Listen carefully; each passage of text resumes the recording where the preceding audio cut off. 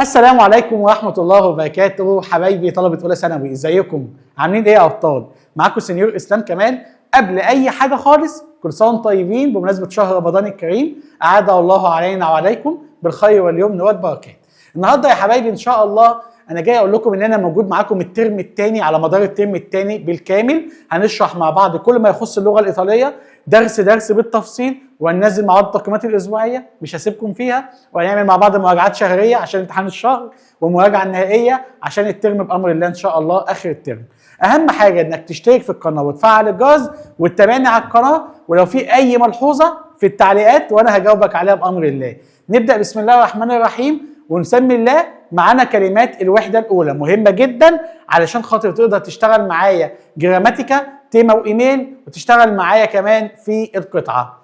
اهم حاجه حفظك للكلمات، اهم حاجه حفظك للكلمات. تالت مره اهو اقول لك عليها، ركز بقى معايا كده.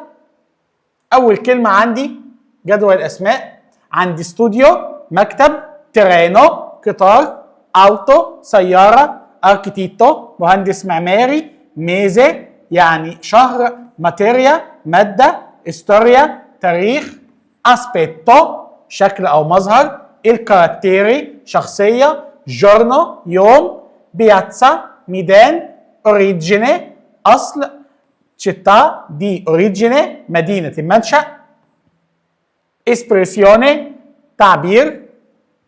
جدول الافعال abitare يسكن، lavorare يعمل، dormire ينام، aprire يفتح، offrire يقدم او يعرض، بعد كده ابارتيري يرحل، بعد كده سنتيري يسمع، كابيري يفهم، فينيري ينهي، اسبيديري يرسل، كياريري يوضح، كوسترويري يبني او يشيد، بيريفريري يفضل، بوليري ينظف، كياماري ينادي او يتصل، كيامارسي يسمى او يدعى، كيديري يطلب، ديسكريفيري يصف، اسستيري يوجد، داري يعطي، كونوشيري يعرف، اوزاري يستخدم، وانسينياري يعلم. بعد كده نخش على جدول الصفات، الصفه وعكسها. عندي فيتشينو قريب، العكس لونتانو بعيد، جراسو سمين، العكس ماجرو نحيف، سيمباتيكو خفيف الظل، انتيباتيكو ثقيل الظل، لونجو طويل، كورتو قصير، وايضا هنا التو طويل وباسو قصير. ايه الفرق ما بينهم يا سينيور؟ طويل او قصير الاولى ديت لما يكون افقي، طويل او قصير اللي تحت لما يكون راسي.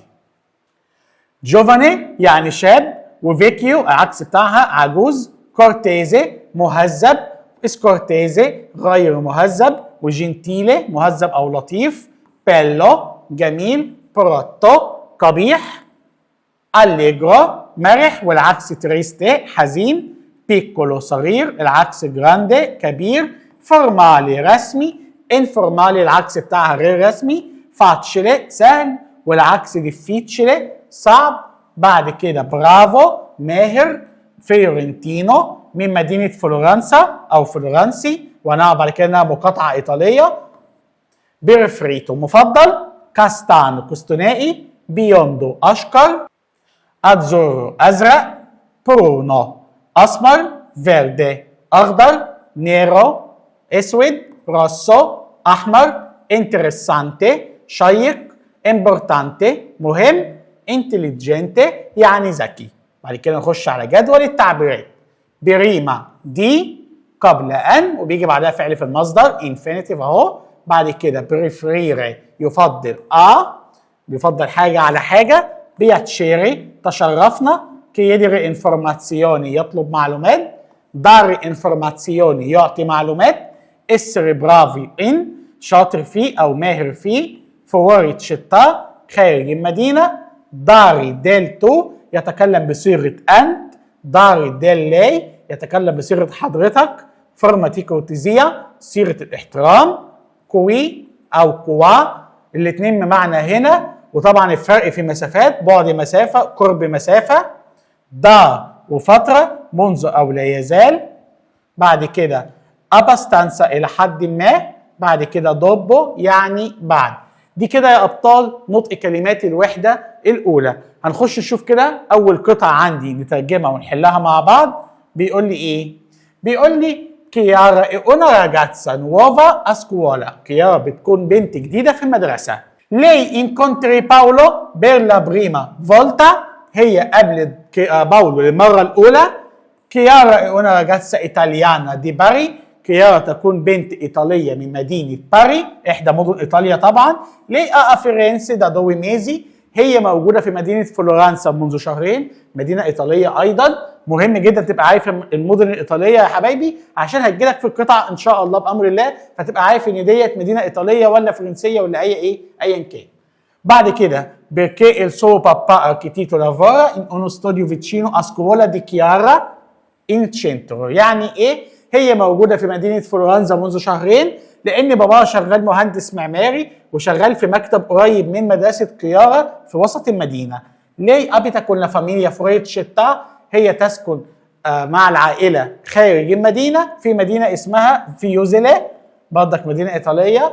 Ogni mattina Chiara e il papà prendono il treno per arrivare in centro. كل صباح كيارا باباها بيأخذوا القطار من أجل الوصول إلى وسط المدينة. بعد كده بيقول لك إيه؟ il papà di Chiara ecologista. والد كيارا محب للبيئة، تمام كده؟ إيه preferisce treno all'auto، وبيفضل القطار عن السيارة. أول سؤال بيقول لي دي دوفي كيارا، هي كيارا منين؟ طبعا هقول له من مدينة باري. il padre di Chiara fa شغال مهندس معماري، تمام. بابا والد كيارا شغال مهندس معماري. السؤال الثالث كيارا موجودة في فلورنسا بقالها قد إيه؟ قال لي بقالها شهرين. بعد كده دي solito il padre di Chiara va al lavoro. عادة والد كيارا بيروح الشغل بتاعه بالإيه يا شباب؟ in treno بالقطار. تمام؟ بعد كده صيغة الاحترام وإزاي نتكلم مع مدرس وهو يكلم لينا ازاي بصيغه انت واحنا بنوجه له الكلام بصيغه حضرتك، ودوت المقصود بيه نبقى عارفين تصريف الافعال ماشي ازاي مع هنا او هنا. البريمو جورني دي سكولا، القطعه ديت خاصه بالديالوج الخاص بصيغه الاحترام. انه اليوم الاول من المدرسه، كيارا في الفصل مع الزملاء، ان كلاسي كون اي كومباني مع الزملاء. البروفيسور الدو روسي كونوشي ستودنتي نوفي، والمدرس الدو روسي بيتعرف على الزملاء الجدد او الطلاب الجدد. كيارا نون اي ديفيرنسي، كيارا مش من مدينه فلورنسا ولكن من مدينه باري. بروف الدو اي دي بروجا، والمدرس الدو من مدينه بروجا احدى مدن ايطاليا ايضا. لاي انسينيا لا ماتماتيكا، هو بيدرس ماده الرياضيات. كيارا اباستانسا برافا ان ماتماتيكا، كيارا الى حد ما شاطره في الرياضيات. ما لا سوا ماتيريا بريفيتا، ولكن مادتها المفضله بتكون لا ستوريا اللي هي التاريخ. اول سؤال بيقول لي كيارا تكون ايه؟ طالبه، تمام. البروفيسور روسي انسينيا، المدرس روسي بيدرس ماده ايه؟ ماتماتيكا، تمام. دي دوفي ايه البروفيسور روسي، من اين يكون المدرس روسي؟ هو قال لي في القطعه ان هو من مدينه بيروجا، تمام.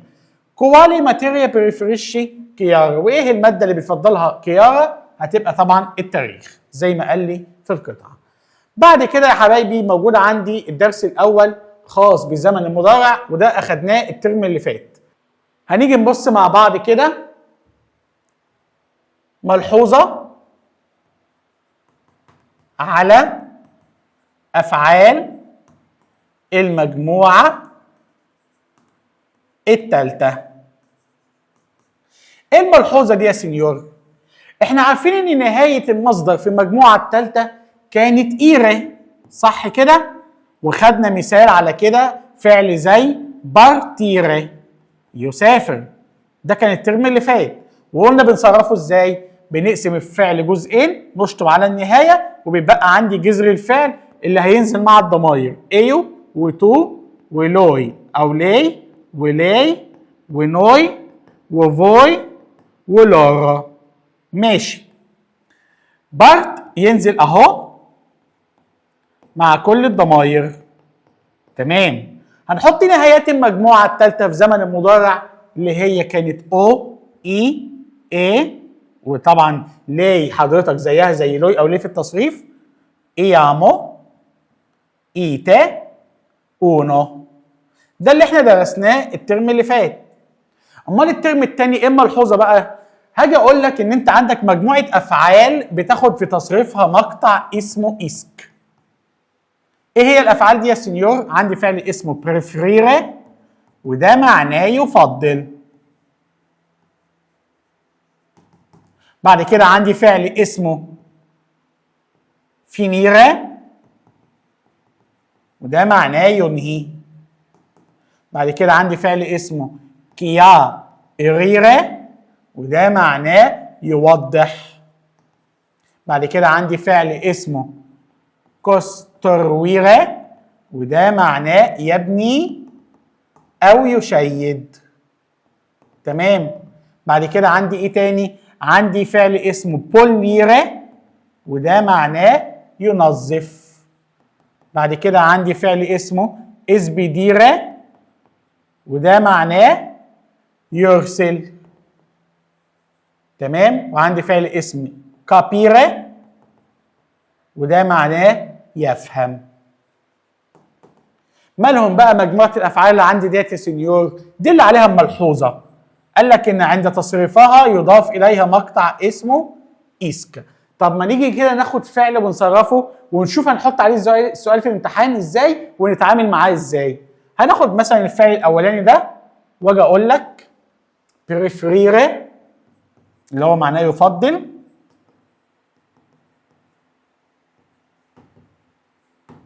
عشان اصرفه طبعا هنحط مع بعض الضمائر بتاعتنا ايو تو لوي او لي لي نوي فوي ولورا. ماشي. نقسم الفعل جزئين. اوكي. اشطب على نهايه المصدر. اتبقى عندي جذر الفعل اهو preferire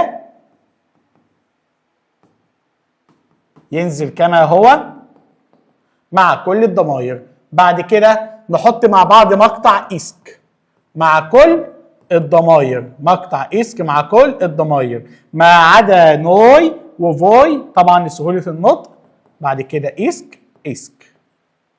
بعد كده يا شباب نحط بقى النهايات بتاعتنا او اي اي اي ايامو ايتي اونو. اصبح نطق الفعل ايه يا شباب؟ بيريفيريسكو بيريفيريشي بيريفيريشه بيريفيريشه بيريفيريامو بيريفيريته بيريفيريسكونو.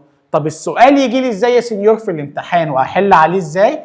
اجي اقول لك مثلا يقول لي اوجي اليسيا نقط لا سوا كاميرا.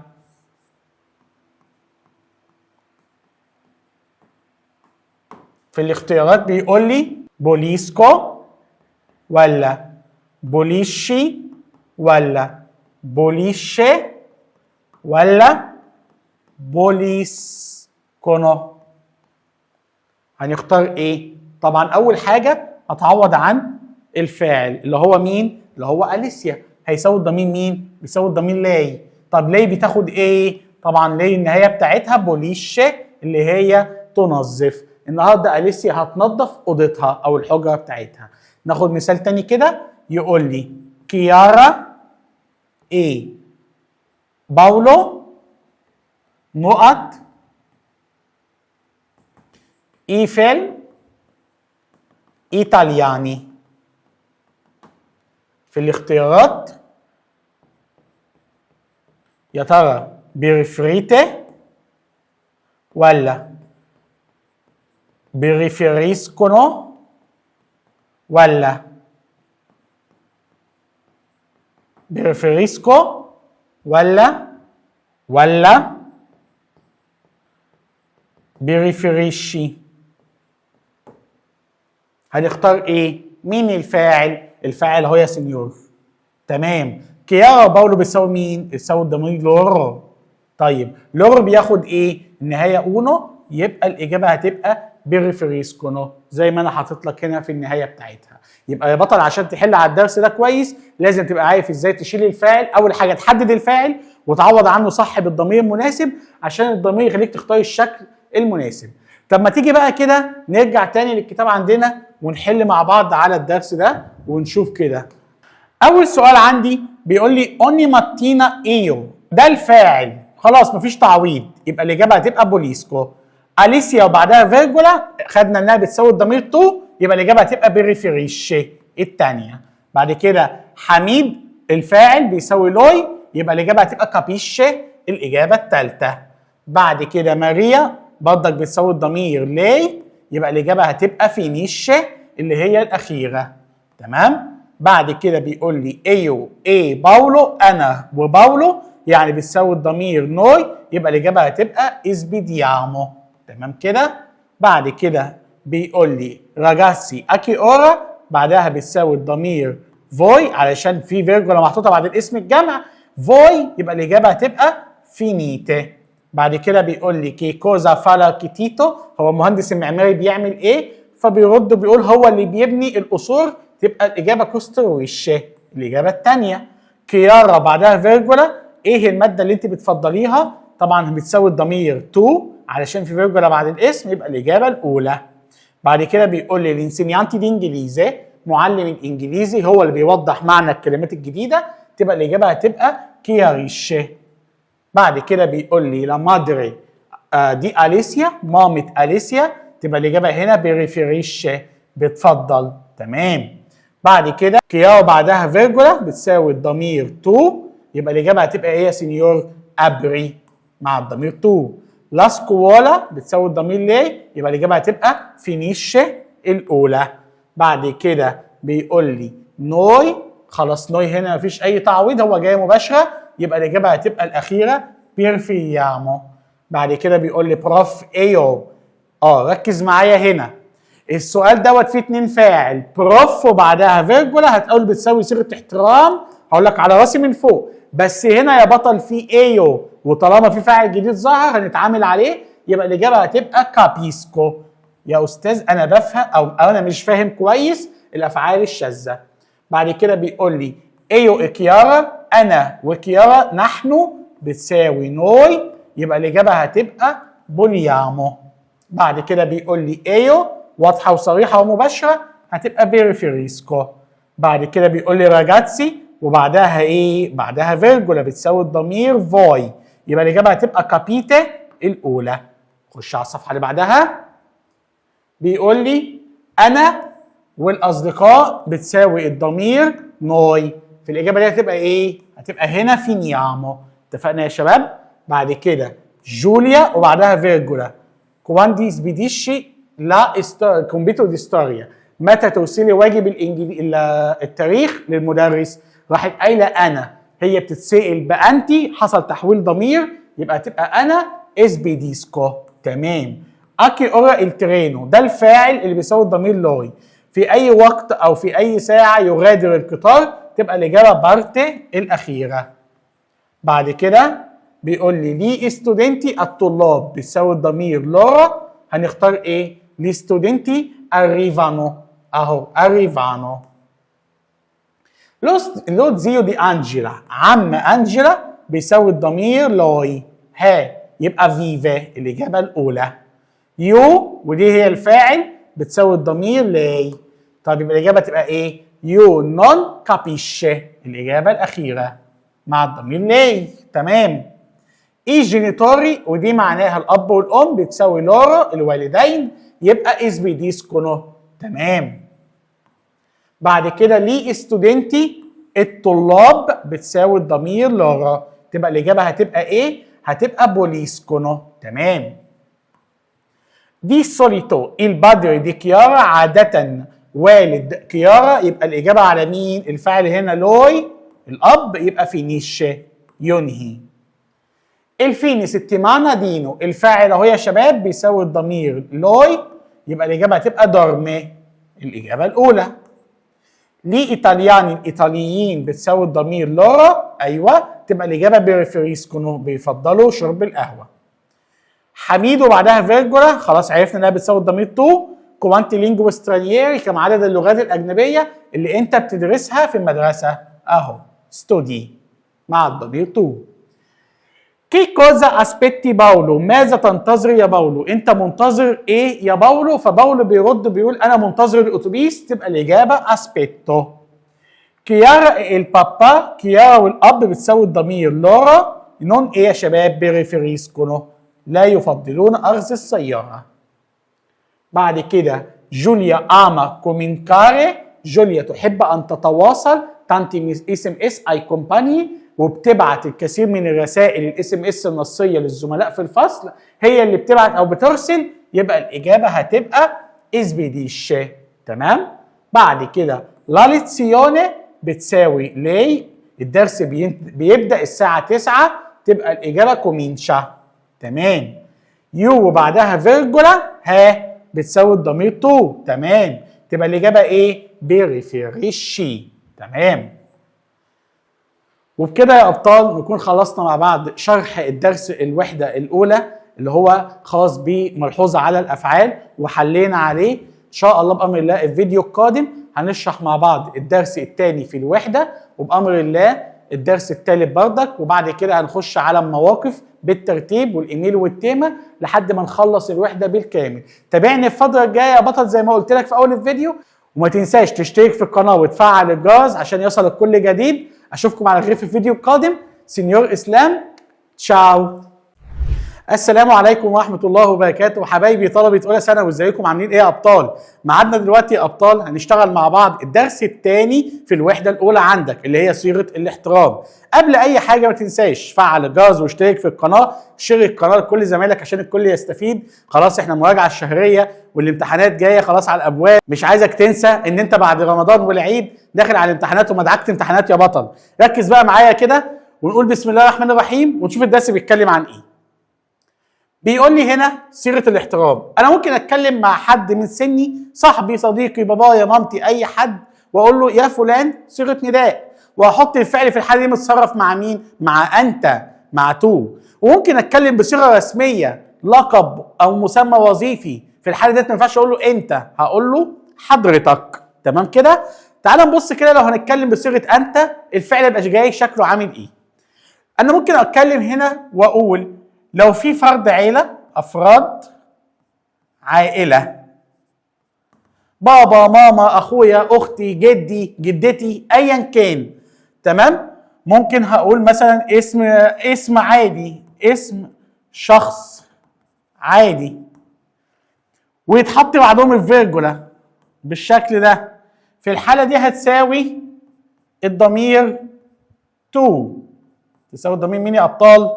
تو. يعني ممكن اقول باولو وبعدها فيرجولا. يا باولو في الحاله دي بتساوي الضمير مين؟ انت. ممكن اقول ماما وبعدها فيرجولا، هتساوي ايضا الضمير انت. يبقى الفعل هنا لما يجي يتحط مع دول يتحط ايه؟ مظبوط، بالنهايه اي. تمام كده؟ يا باولو ذاكر دروسك او انت تذاكر دروسك، يبقى في الحاله دي هقول مثلا ايه؟ باولو استودي.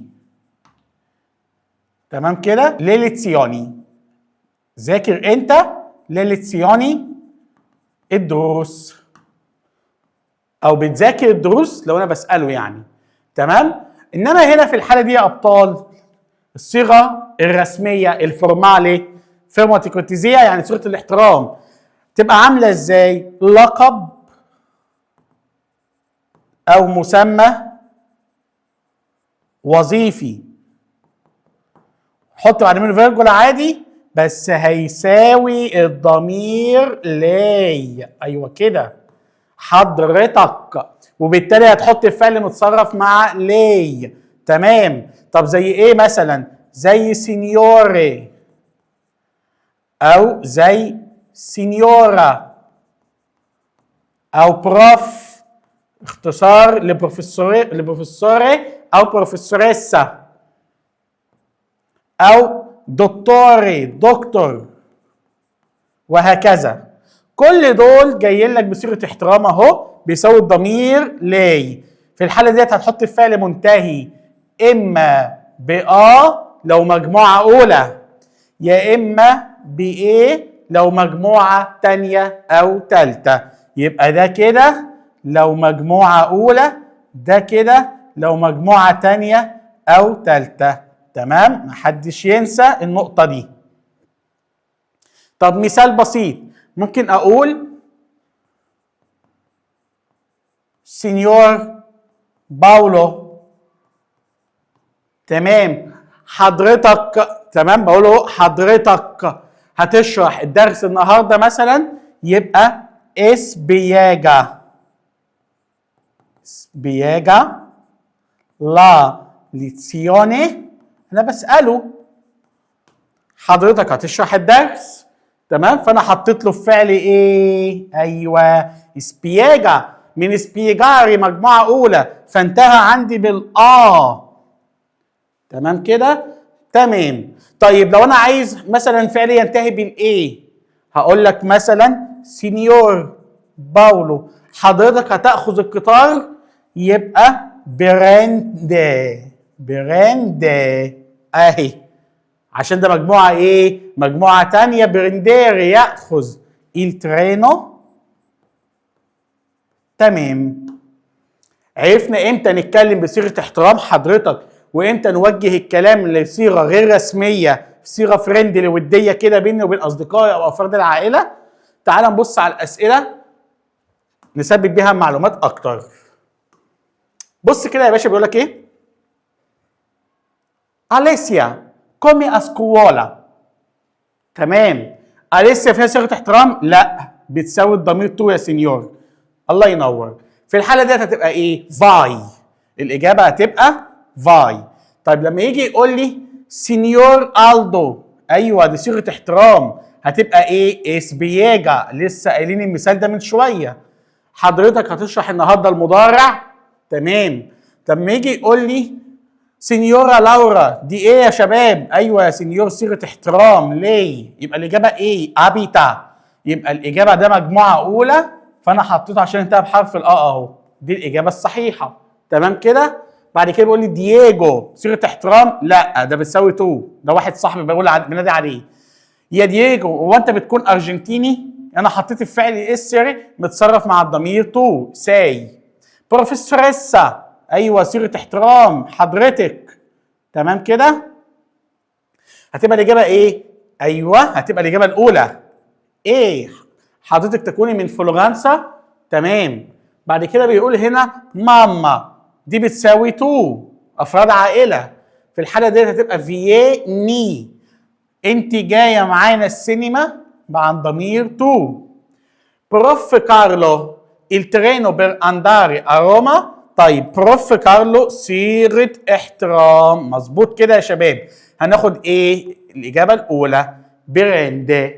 تمام. سينيوري سيدي كوالي ماتيريا. طب ما في الحاله دي بتساوي ايه؟ بتساوي لي. يبقى الاجابه هتبقى ايه؟ انسينيا تعلم او تدرس. تمام. مثال تاني سينيور ماركو، برضك صيغه احترام. دوفي بريفيريشه، اين حضرتك بتفضل انك تقضي اجازات هذا العام؟ بريفيريشه مجموعه ايه؟ مجموعه ثالثه، فانا حطيت له اللي انتهى بحرف الايه. تمام. وطبعا استحاله هيحط لك والايه مع بعض. اتفقنا على الكلام ده؟ تمام. دوتوري صيغه احترام. ليه؟ اكي اورا دي لافوراري اوجي، هنا صيغه احترام، فبقول له في اي وقت حضرتك هتنهي العمل اليوم، هتخلص شغلك امتى النهارده؟ هتبقى الاجابه فينيشه. تمام. سينيور روسي كومي اللافورو، سينيور روسي صيغه احترام. تمام كده. كومي فا، الاجابه هتبقى كومي فا. تمام كده يا شباب. كيارا كوانتي ماتيريا، هنا صيغه احترام؟ لا مش صيغه احترام، ده تو. كوانتي ماتيريا استودي، الاجابه هتبقى الاولى. تمام كده يا شباب. ده كان بالنسبه لي الدرس الخاص بان انا اتكلم بصيغه احترام او صيغه رسميه، وفي نفس الوقت صيغه وديه. الصيغه الرسميه اللي هي الفورمالي فورماتيكوتيزيه، صيغه احترام هتساوي الضمير لاي الالقاب كلها. الصيغه الغير رسميه اللي هو اي اسم عادي، اي اسم شخص او بابا او ماما او جدي او اي حد، هتبقى تساوي الضمير تو، ونحط الفعل متصرف هنا مع تو وهنا مع حضرتك. تمام؟ ان شاء الله بامر الله خليك معايا ما تروحش في اي حته، هنشتغل مع بعض الدرس الثالث مهم جدا وهو الصفات. ركز معايا يا بطل واوعى تسرح مني، ولو في عندك اي استفسار ان شاء الله هيبقى موجود تحت عندك في التعليقات، اكتب لي وانا هرد عليك. تمام؟ يلا نبص مع بعض كده. ودلوقتي يا شباب جه ميعادنا مع درس الصفات، واحنا خدنا الصفات دي الترم اللي فات الصفات العاديه، بس خد بالك ان الترم الثاني عندك الصفات العاديه والصفات الشاذه كلهم مع بعض اخر السنه، فانت تتوقع يجي لك يا عادي يجي لك من الشاذ، فاحنا كده كده مستعدين ان شاء الله للاثنين. بس مراجعه سريعه كده على الصفات العاديه اللي احنا اخدناها الترم اللي فات. بص يا سيدي، هو جه قال لك ان الترم اللي فات عندك الصفات العاديه النهايات بتاعتها الاو لما تكون الصفه مفرد مذكر، تمام، والا لما تكون الصفه مفرد مظبوط مؤنث. ما احنا فاكرين اهو. الاي لما تكون الصفه جمع مذكر، تمام، والايه لما تكون الصفه جمع مؤنث. مثال بسيط على الكلام ده، قلنا عندك صفه زي برافو، شاطر او متفوق او ماهر فيه، تمام. ممكن اشيل الاو وابدل بقى اخليها برافا، بقت مفرد مؤنث. برافي بقت جمع مذكر. برافي بقت جمع مؤنث. تمام. وامثله على كده كتير. طب السؤال كان بيجي ازاي يا سنيور؟ بص يا سيدي، كان 90% بيجيب لك الاسماء الشاذه اللي احنا المفروض حافظينها واللي هي مكمله معانا لحد ما نخلص ثانويه عامه، الاسماء الشاذه ممتده، تمام كده؟ كان بيجيب لك الاسماء الشاذه هي موصوف ويقول لك اختار لها صفه عاديه. مثال بسيط يجي مثلا يقول لي ايه؟ شيلولاري نقط. تمام، موبايل نقط. ويجي في الاختيارات يقول لي نوافو ولا نوافا ولا نوافي ولا نوافي. انا قلت ايه؟ قلت قبل كده الصفه تتبع الموصوف في النوع والعدد وليس الشكل. النوع يعني لو مذكر حط مذكر زيها، لو مؤنث هتحط مؤنث زيها. طب والعدد لو مفرد حط مفرد، ولا جمع حط جمع. انما ايه وليس الشكل يا سنيور؟ يعني ابعد عن النهايات. مش معنى ان دي تنتهي بحرف شيلولاري، تمام كده،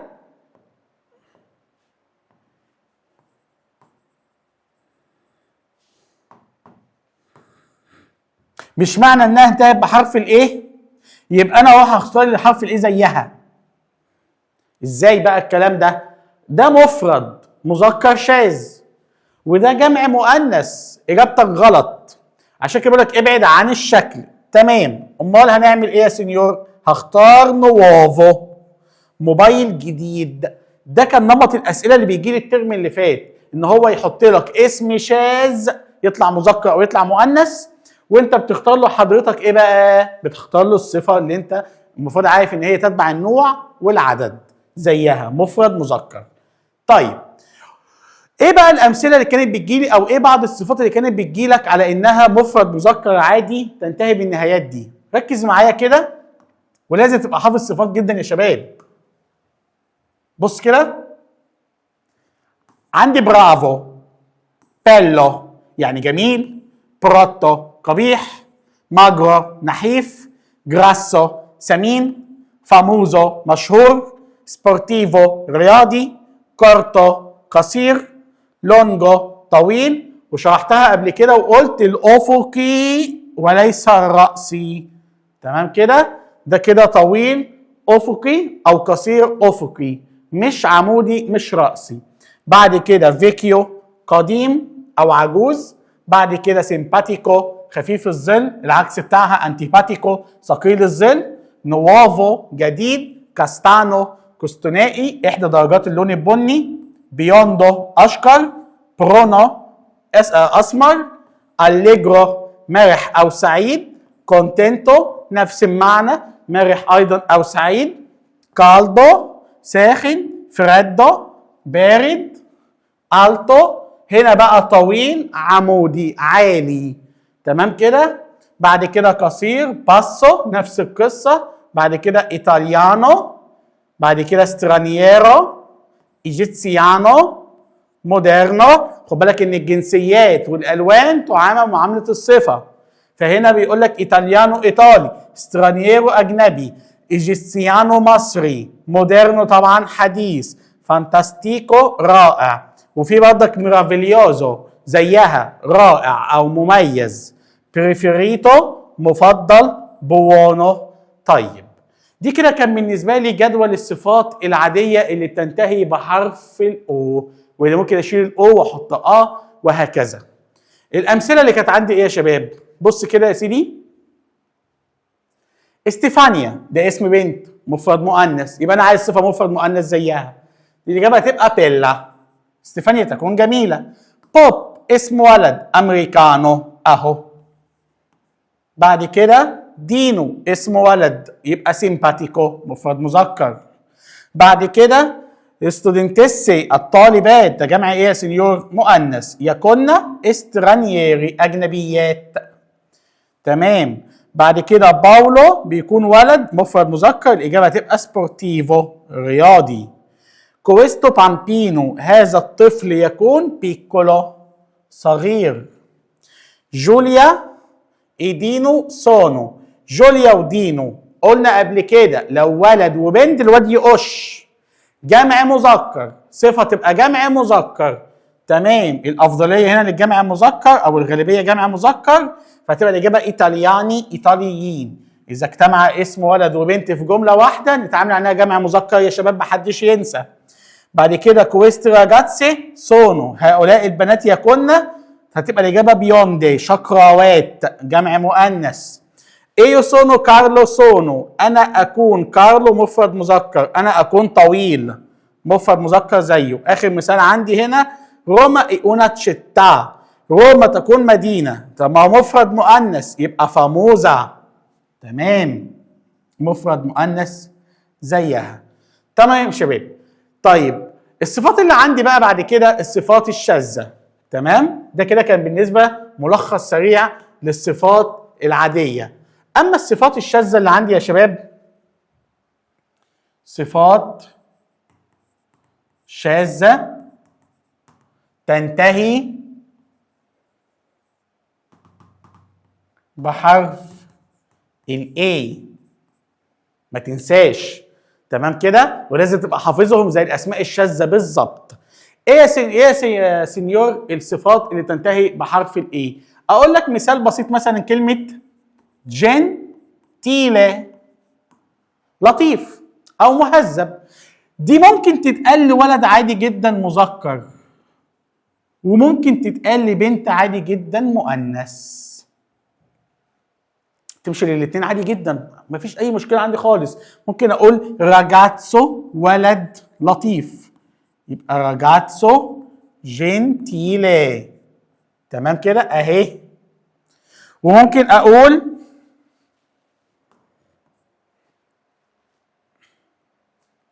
راجاتسا جنتيله. حصل اختلاف؟ حصلش اختلاف. جنتيلي هنا هي جنتيلي هنا، علشان ايه؟ صفه شاذه تمشي او تنفع للاثنين للنوعين. تمام كده يا شباب. طبعا انا عندي جدول جنسيات تنتهي بحرف، او جدول صفات تنتهي بحرف الاي. ركز معايا كده. في عندك جراندي يعني كبير، جنتيلي مهذب، انترسانتي شيق، كورتيزي والعكس بتاعها سكورتيزي يعني مهذب او فظ قليل الادب، تريستي حزين، فيليتشي سعيد، فاتشلي سهل، ديفيتشلي صعب، فيلوتشي سريع. بعد كده انتليجنتي يعني ذكي، امبورتانتي مهم، جوفاني شاب، اليجانتي انيق او شيك. بعد كده انجليزي، دخلنا على الجنسيات الشاذة اهو. انجليزي اللي هو انجليزي، تشينيزي صيني، فرانشيزي فرنسي، اونجريزي مجري. خدت بالك من دول كده يا باشا؟ دول كده بالنسبة لي ايه؟ بالنسبة لك جنسيات انتهت بحرف الايه شواذ، تمشي مع ولد تمشي مع بنت. بعد كده ديفرتنت ممتع او مسلي، دي كده كان بالنسبة لي ايه يا شباب؟ الصفات الشاذة اللي تنتهي بحرف الايه. وبرضك عندك الجنسيات وعندك الالوان، في منها الشواذ اللي بينتهي بحرف الايه، تمام؟ زي ما شفنا من شويه. وكده كده هيجي لك جدول الالوان دلوقتي، هقول لك الالوان العاديه والالوان الشاذه. اهم حاجه بقى وانت بتحل، خد بالك ان انت ممكن يجي لك الموصوف يا اسم شاذ يا اسم عادي. حضرتك علشان تحل اعمل حسابك ان انت 90% من حلك الصحيح انك تحدد الموصوف اصلا. الموصوف اهو وجنب منه نقط، وانا محتاج احط ايه؟ احط صفه. والصفات اللي عندي بقى يا اما مفرد مذكر يا بالاو يا بالاي. اتفقنا؟ يا اما مفرد مذكر عادي او، يا اما مفرد مذكر شاذ بالاي. بناء على مين؟ بناء على الموصوف. يبقى انت بتحدد الموصوف ده نوع وعدد. واخد بالك انت؟ نوع وعدد. عرفت تحدد الموصوف صح، انت كده عرفت تحل السؤال صح. طيب يا اما هتلاقي ايه؟ الاقي ان الاجابه اللي عندي ممكن تنتهي بحرف يا الآ يا ايضا الاي. يا اسم، يا اما صفه مفرد مؤنث عاديه انتهت بالآ، يا اما صفه مفرد مؤنث شاذه انتهت بحرف الاي. يا اما هتلاقيها جمع عادي او شاذ، نفس النهايه في العادي او في الشاذ، تمام؟ يا اما هتلاقيها جمع مؤنث عادي او جمع مؤنث شاذ، نهايه الشاذ عامه اي. يبقى انت عندك كده الصفات بتنتهي، الصفات الشاذه تنتهي بنهايتين في المفرد، واحده ايه مفرد او مؤنث، مفرد مذكر او مفرد مؤنث، وحرف الاي جمع مذكر او جمع مؤنث. يبقى انت عندك دي ودي فقط نهايات الصفات الشاذه، هم نهايتين اتنين، واحده للمفرد وواحده للجمع، زي ما انتم شايفين هنا كده. دي كده للمفرد المذكر او المفرد المؤنث، ودي كده للجمع المذكر او الجمع المؤنث. طالما عرفت تحدد الموصوف صح تقدر تختار صح. طب يا سينيور هو ممكن يحط لي شاذ على عادي في الاختيارات؟ اكيد هو هيعمل كده، بس انت بتدور على النوع والعدد. لو انت حافظ الصفات كويس هتعرف النوع وهتعرف العدد. تعال نبص على الاسئله وهي اللي هتثبت المعلومه عندنا اكتر.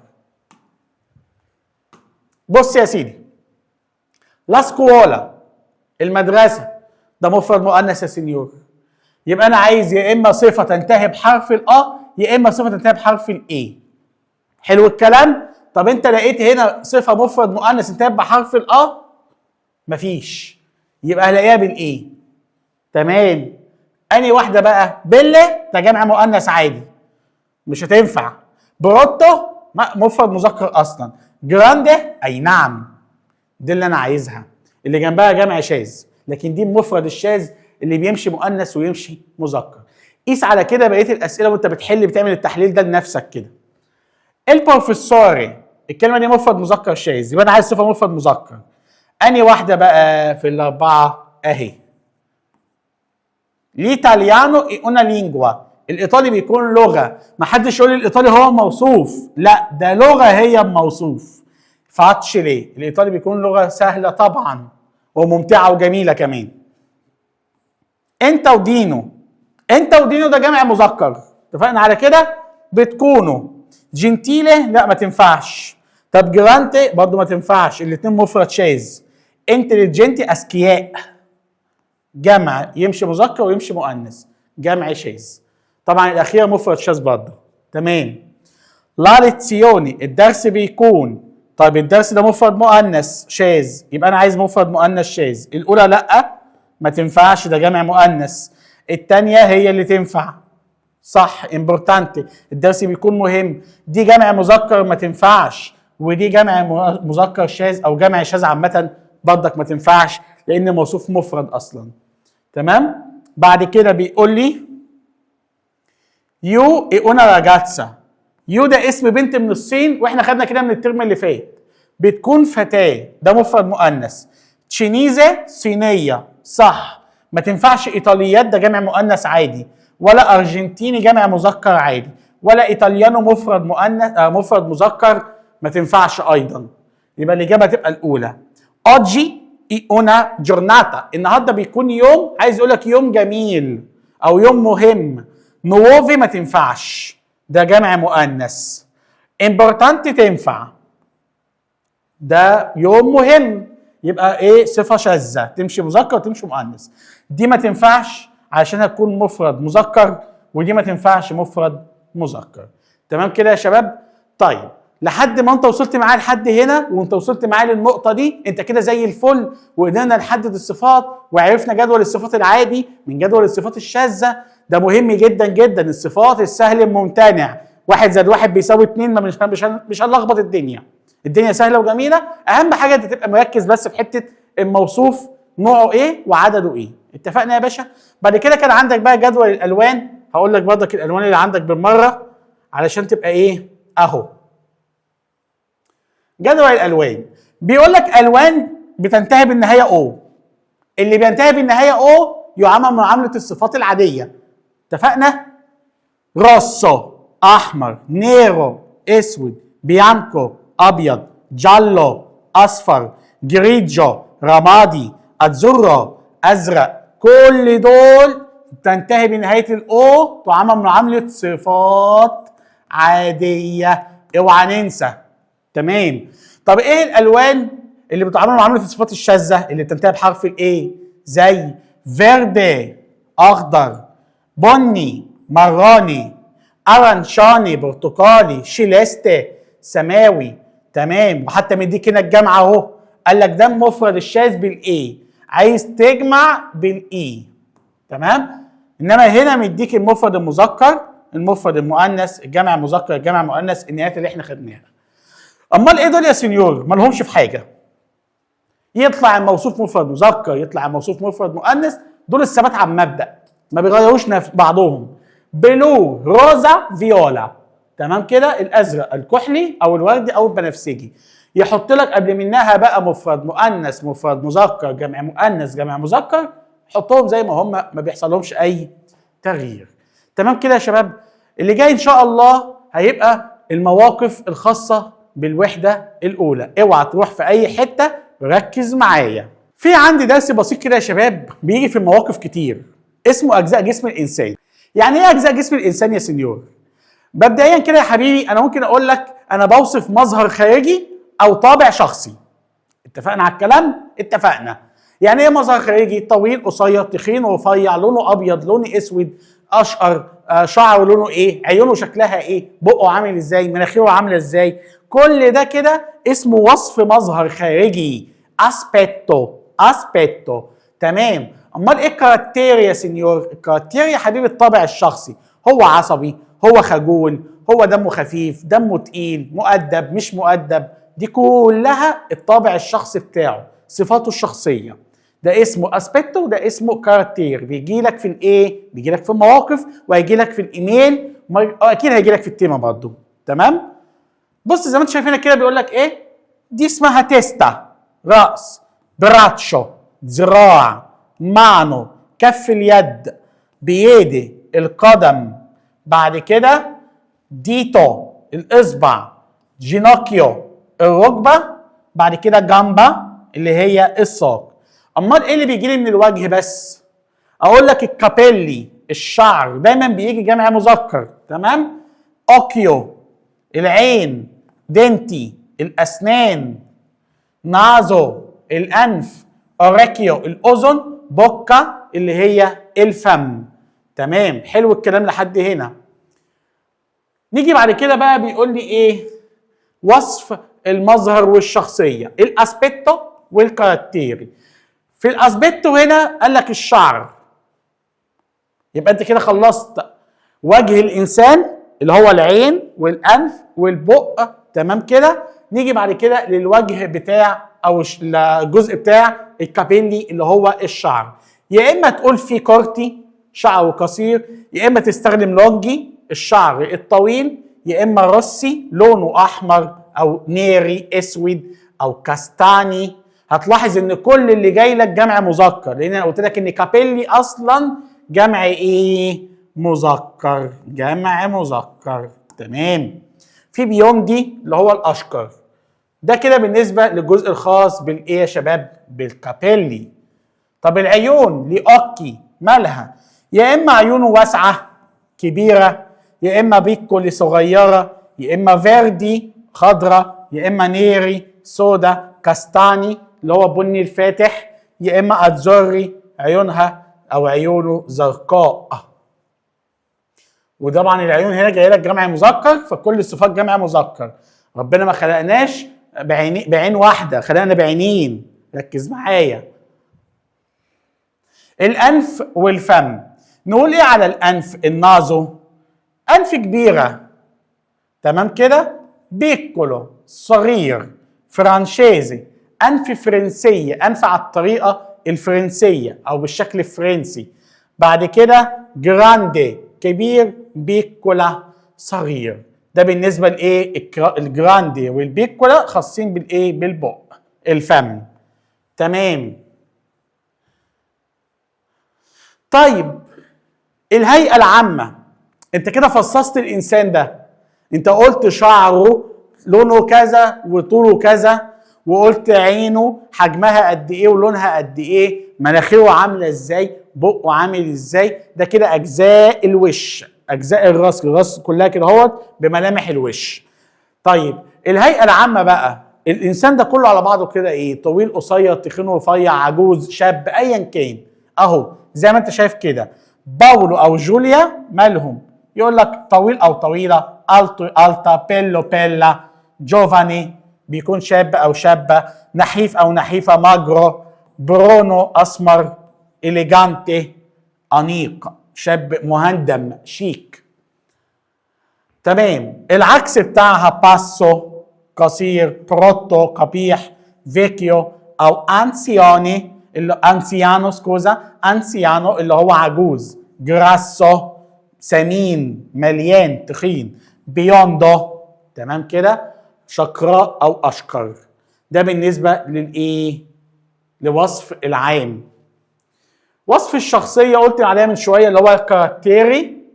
باولو او جيليا بيكون سيمباتيكو دمه خفيف، فيليتشي او أليجرو سعيد او مبسوط او مرح، جنتيلي او كورتيزي مهذب او مؤدب، انتليجنتي ذكي. طب والعكس بتاعها يا سينيور؟ انتيباتيكو دمه تقيل ثقيل الظل، تريستي حزين، سكورتيزي غير مهذب. تمام. او ستوبيدو غبي. تمام. نيجي بعد كده بقى للمواقف عشان نشوف اللي احنا قلنا ده من شويه، اجزاء جسم الانسان في المواقف شكلها بيبقى عامل ازاي. بص يا سيدي، عندك هنا في الديسكريفري لاسبيتو وصف المظهر الخارجي، لي اوكي العيون، كابيلي الشعر، نازو الانف، بوكا الفم، وهنا بيقول لك التو بيلو ماجرو طويل جميل نحيف. امثله بيقول لك لي اوكي او جوليا الي اوكي جراندي كاستاني، جوليا لديها عيون كبيره ولونها بني كستونائي، لونها عسلي زي ما بيقولوا كده. بعد كده بيقول لك كابيلي دي كيارا سونو لونجي اي بيوندي، شعر كيارا طويل واشقر. بعد كده جولوريا اي نازو alla فرانشيزي، جولوريا لديها انف على الطريقه الفرنسيه، انف فرنسيه. بعد كده دينو الا بوكا جراندي، دينو عنده بق كبير، الدرس ده للتنمر، دعوه للتنمر. بعد كده بيقول لي باولو اي التو اي ماجرو، باولو بيكون طويل وايه كمان؟ وماجرو نحيف. وصف الشخصيه جنتيلي لطيف، سيمباتيكو دمه خفيف، انتيباتيكو دمه تقيل، أليجرو مرح او سعيد، تريستي حزين. باولو بيكون لطيف، جوليا بتكون دمها خفيف، جوليا وكيارا مرحات، باولو ودينو بيكونوا مؤدبين. تمام كده؟ يبقى انت لما يجي لك اي موقف يقول لك عندما اقول باولو يكون مثلا مؤدب، تقول لي ده وصف كاركتيري، طويل وعيونه كذا، هتقول لي اسبيتو. حط الاثنين مع بعض هتقول لي انت ديسكريتسيوني، ده وصف. بيكون وصف ايه بقى؟ يا اما اسبيتو مع كاراتيري، الاثنين مع بعض. بعد كده الجنسيات، وده احنا خدناه قبل كده الترم اللي فات. السؤال عن الجنسيه، بتسال عن الجنسيه تقول ايه؟ دي دوفي ساي، انت منين؟ من اين تكون؟ تو ساي ايطاليانو او من ايطاليا، انت بتكون ايطالي او من ايطاليا. انا اكون ايطاليه، وانت؟ كل دول امثله لكيادر، سؤال عن الجنسيه انك تسال. طب انت بترد انا اكون مصري، اي سونو جيستيانو. انا من ايطاليا، انا اكون ايطالي، اي سونو دي ايطاليا. ماريا اي برازيليانا، ماريا تكون برازيليه. بعد كده المواقف اللي جايه خاصه بالبروفيسيوني او اللافورو، العمل او المهنه او الوظيفه. يجي يقول لك السؤال عن المهنه او الوظيفه يقول لي ايه؟ كي لافورو فاي، انت بتشتغل ايه؟ ما هو عملك؟ كي لافورو فاي البادر دي كيارا، بيسال عن عمل والد كيارا، ما هو عمل والد كيارا؟ تو فاي لاركتيتو، انت تكون او انت تعمل مهندس معماري. تمام. طب انت بقى بترد ايو فاتشو انسينيانتي دي ايطاليانو، انا اعمل معلم لغه ايطاليه او ايطالي. البادر دي كيار اي اركتيتو، والد كيار بيكون مهندس معماري. الفراديلو دي جوليا فا الميديكو، اخو جوليا بيشتغل طبيب. تمام كده يا شباب؟ بالنسبه للاسئله ناخد لنا كده برضك كام مثال في السكه كده واحنا ماشيين. يقول لك عندما اصف الميو اسبيتو، مظهري الخارجي، هنختار ايه؟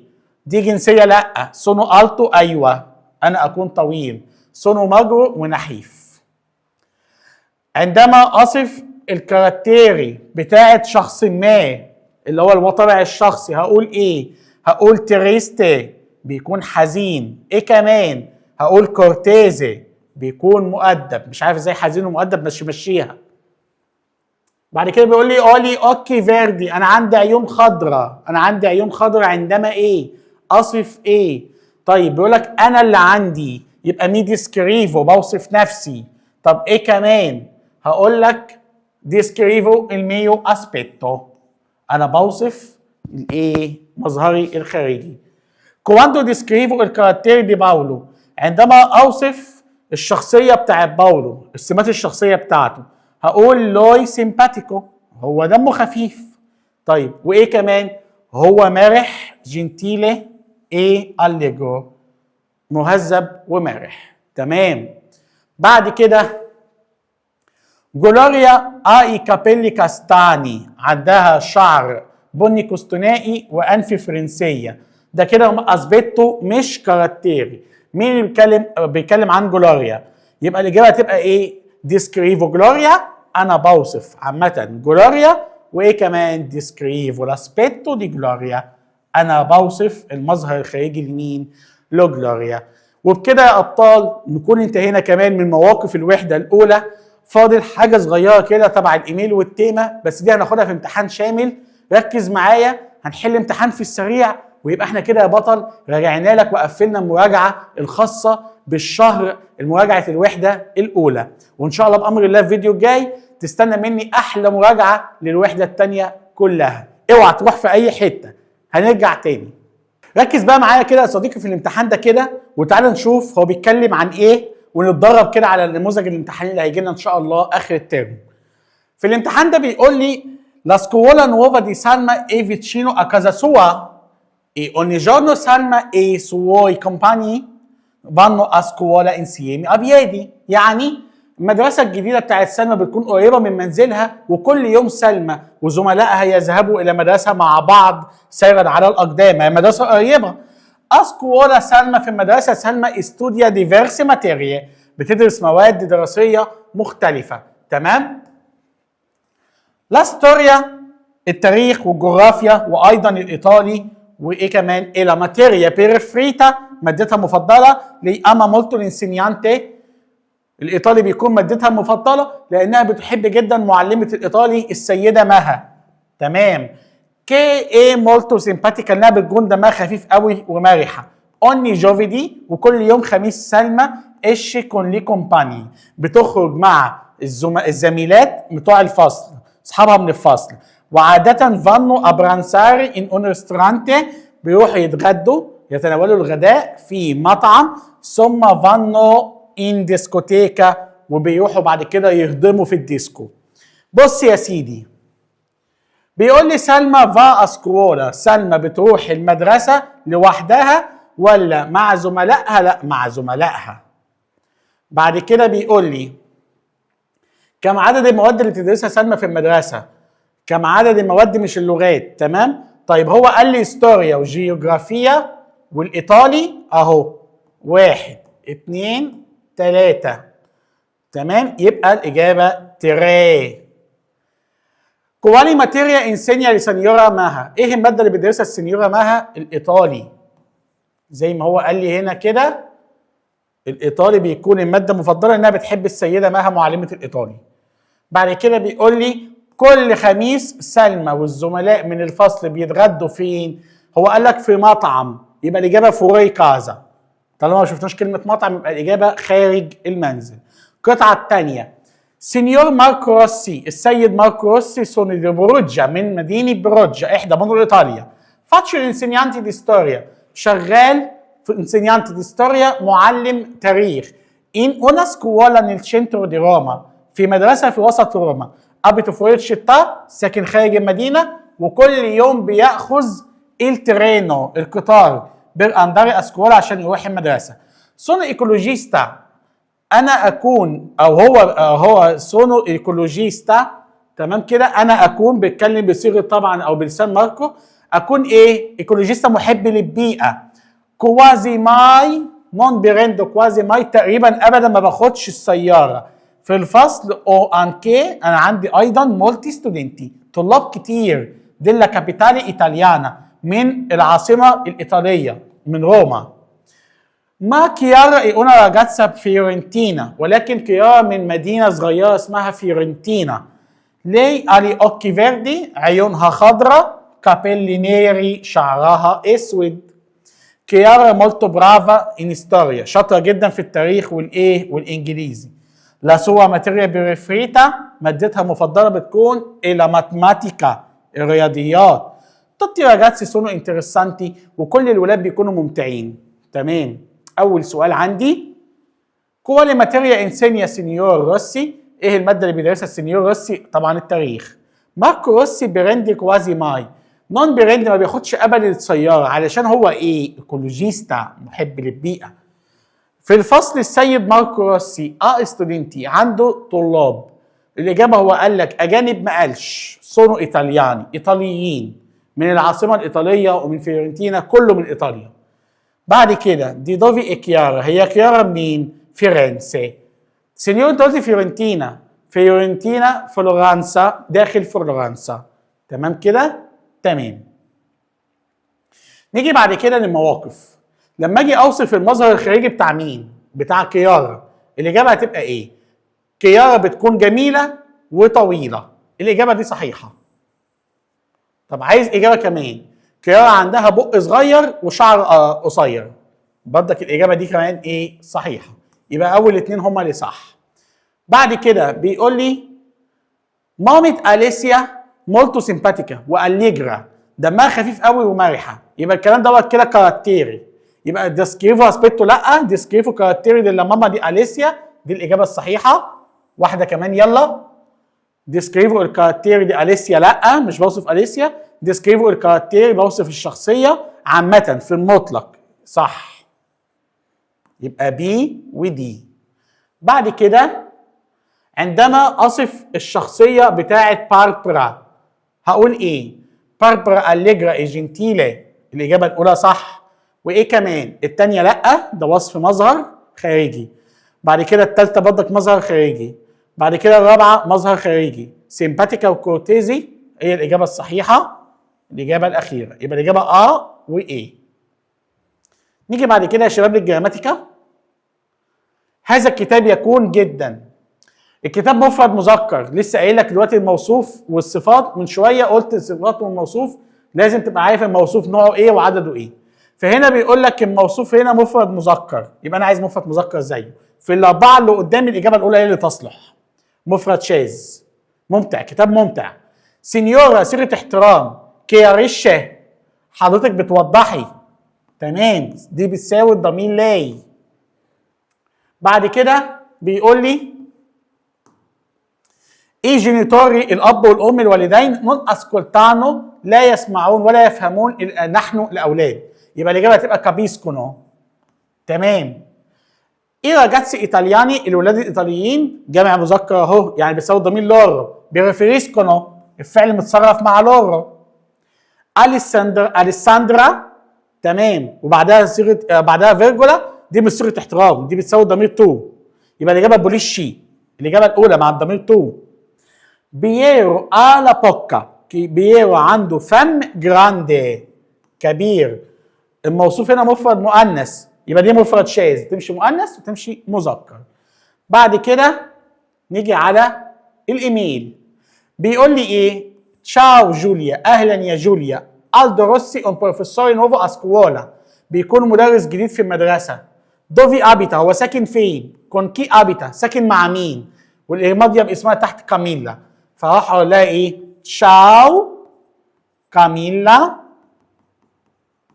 بعد كده دوفي ابيتا، هروح قايله لوي ابيتا، هو ساكن ان شنترو، في وسط المدينه. مع مين ساكن؟ هتروح قايل لي لوي ابيتا كون لا سوا فاميليا، مع عائلته، كون لا سوا فاميليا. درس صفات الملكيه ان شاء الله هناخده بالتفصيل السنه الجايه في تانية ثانوي ان شاء الله. نيجي بعد كده للتيمه. اوصف الزميله الجديده، احكي واكتب. اسبيتو كاراتيري، مظهرها الخارجي وكمان الكاراتيري الطابع الشخصي. اقول مثلا ايو او una nuova compagna si chiama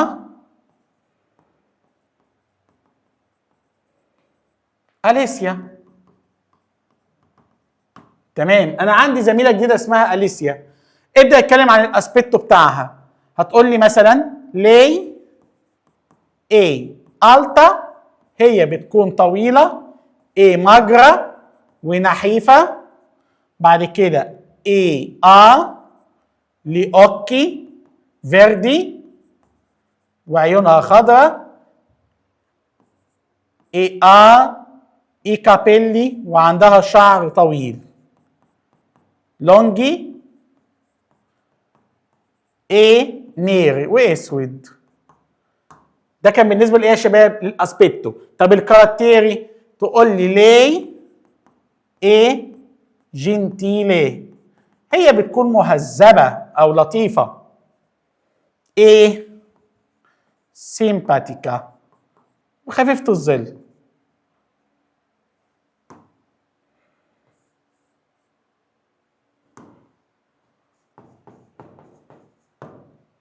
بس كده يا بطل.